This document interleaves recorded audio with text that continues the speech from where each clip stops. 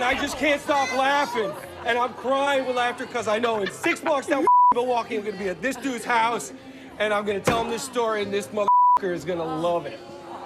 Fact or fiction? Sadly, it is a fact. Congrats on this special episode of The Bear, Gary, which is just a fantastic hour-long journey. I want to start with obviously you've worked together on many projects. What made you want to bring your creative collaboration to the writing forefront? Because I love that you guys got to write this episode together. For me, what really sparked the fire for this was just a desire to see more of what Mikey and Richie's relationship was like.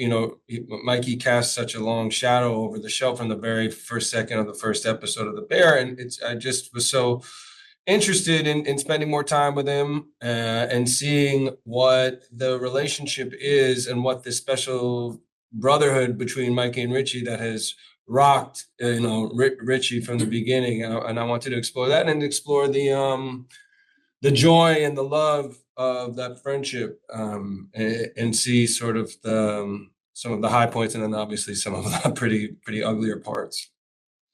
Yeah, and I would just say on top of that, look, I've always been kind of I've always been a guest of the show and a visitor and somebody who gets to sort of drop in and it's always been really remarkable to me, just the spirit that exists on that show, the way, the spirit of collaboration and both, just the ease in which the show seems to be made. And it does seem to be, in my, experience of doing this, like the really best, the best things, the things that I'm most proud of always seem sort of the easiest.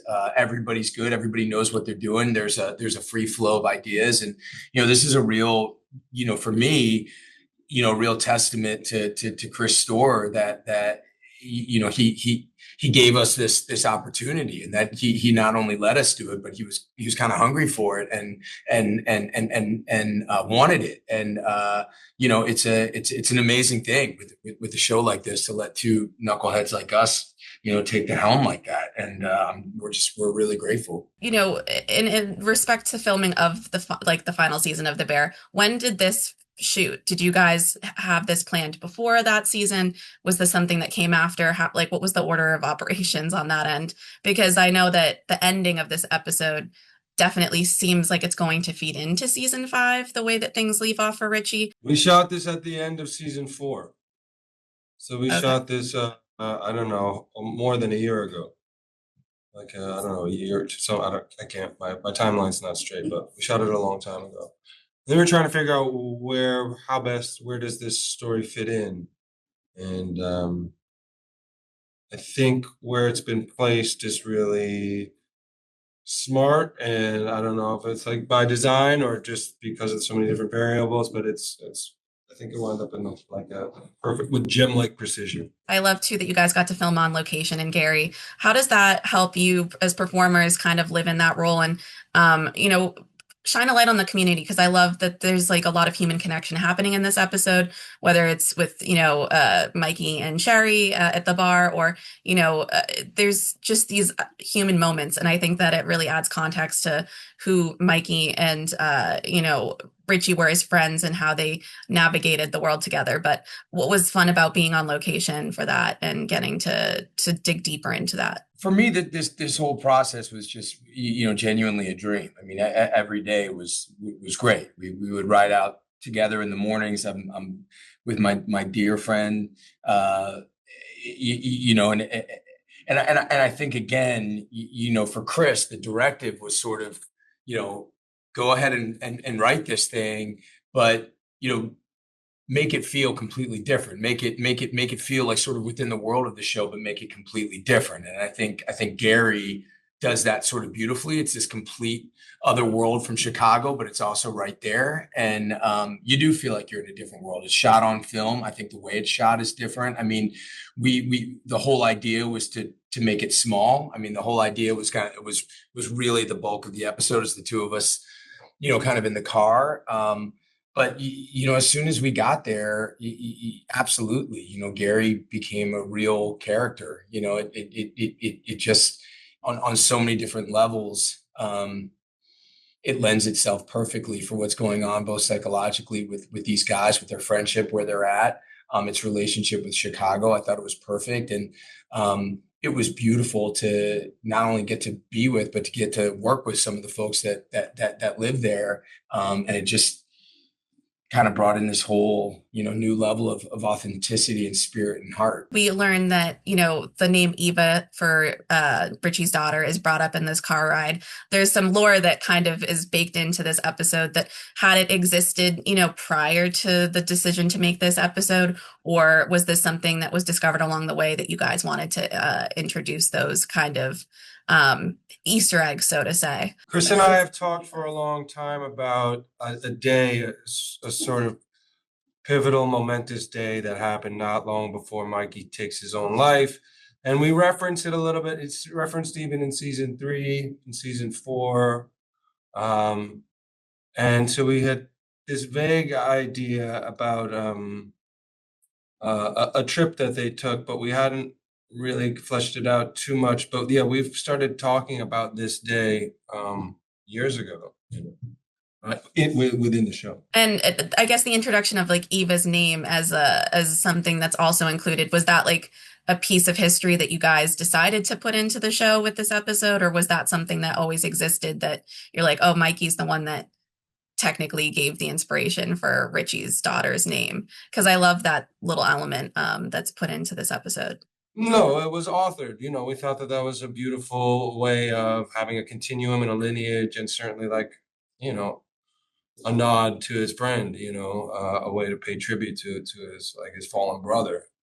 So that's very much by design. The twist or the turn in the episode that happens when Mikey exits the bathroom and re-enters the bar, and has these words with Richie, it's devastating, but I think it's a true portrait to understanding obviously Mikey's mental state and like the problems that he's going through. What excited you about, I guess, flipping that coin, so to say, and trying to highlight the struggles that have existed, not just because we've seen it in his family setting, and we know that the family setting is very stressful, but to see it at play within their friendship, it's really hard. It's hard to watch, but I think it's important to see. So what was intriguing about digging into that? For me, look, I'm such a fan of the show, and I think deep, it's just such a layered and rich portrait. I mean, that's what the show is with all these characters. It just continues to go deeper and deeper. And I think, again, for me as sort of a guest there, every time I go, and each season that I've been invited, I come in for this little trip that's always magical. It's always something that I so look forward to, and I'm so grateful to be able to be doing.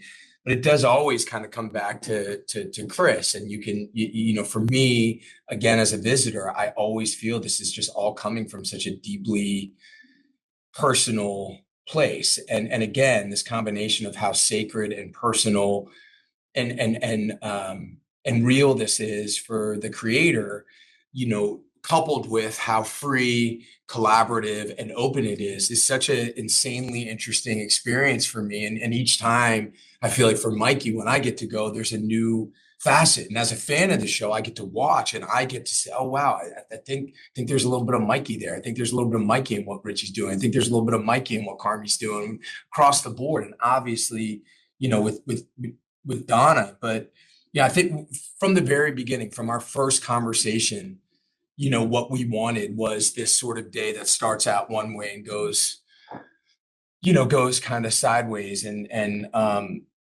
that was always kind of the intention. And, I think where, this sort of brand of what, this window into like what Mikey's going through, he really kind of spells it out with Sherry, in the bathroom. I mean, he really describes kind of like how his mind works, what makes him sort of beautiful and what makes him really, really ugly and impossible, and what makes life kind of impossible. So to have that kind of play out with the person who's, clearly most important to him, that was, it's a hard road to travel. We knew it would be difficult, but I think that's what we set out to do.